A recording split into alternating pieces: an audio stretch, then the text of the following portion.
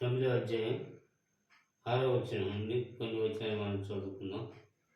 ఏలయనగా మనకు శిశువు పుట్టెను, మనకు కుమారుడు అనుగ్రహింపబడెను, ఆయన భుజం మీద రాజ్యభారం ఉండును.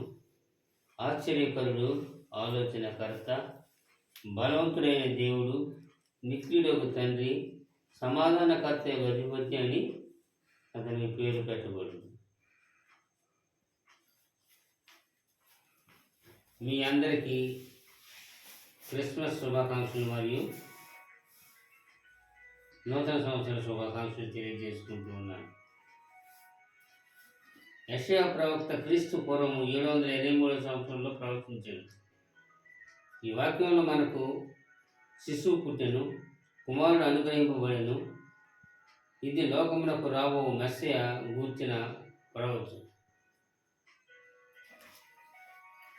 దావీదు ఇచ్చిన వాగ్దానములు దావీదు కుమారులు ఎవరు నెరవేర్చలేదు కనుక ఆ వాగ్దానాన్ని నెరవేర్చుటకై దావీదు వంశంలో దావీదు కుమారుడుగా జన్మించెను. ఆయన తండ్రితో కూడా ఏకమై ఉన్నాడు కనుక దేవుని కుమారుడు అనబడేది. మీకా 5:2లో ఈయన క్రీస్తు పూర్వము 740 సంవత్సరంలో మేక ఇట్లు ప్రవర్తించాను. బెత్లెహేము ఎఫ్రాతా యోధా వారి కుటుంబములలో నీవు స్వల్ప గ్రామమైనను నా కొరకు ఇశ్రాయేలీయులను ఏలబోవాడు నీలో నుండి వచ్చును.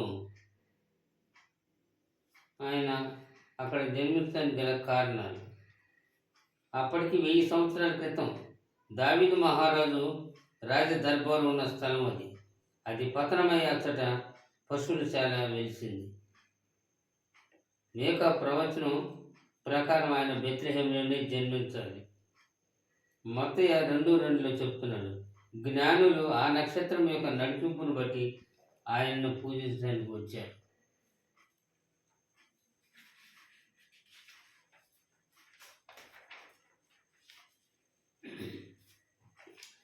మత్తయి 2:10లో చూసినట్లయితే బంగారు, సామ్రాణి, బోళంను సమర్పించారు.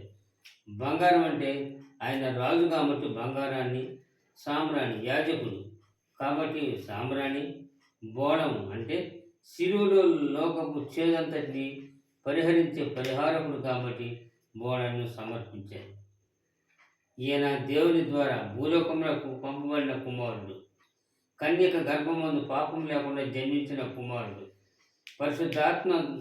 పరిశుద్ధాత్మ వలన జన్మించి ఆత్మాభిషేకం పొందిన కుమారుడు, లేఖనం ప్రకారం బెత్లెహేములో జన్మించిన కుమారుడు, దూతల చేత జోలలు పాడించుకున్న కుమారుడు, తన నక్షత్రం ద్వారా జ్ఞానులను తన యొద్దకు నడిపించుకున్న కుమారుడు, సర్వలోక పాప పరిహారార్థమై దావీదు వంశంలో జన్మించిన కుమారుడు. ఈయనే దేవుని కుమారుడు.